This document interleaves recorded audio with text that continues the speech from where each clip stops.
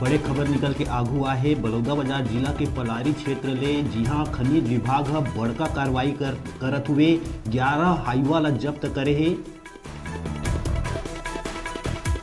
बता दन बिना रॉयल्टी पर्ची के 11 हाईवा ला जब्त करे गए।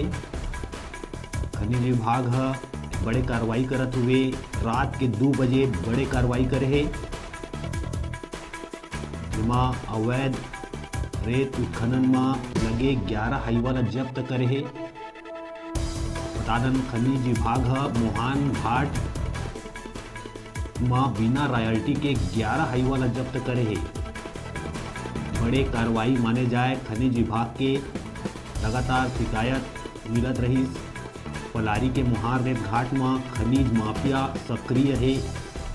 लगातार बड़े बड़े गाड़ी मोटर में रेती ला भर के अवैध खनन करे जात रही से।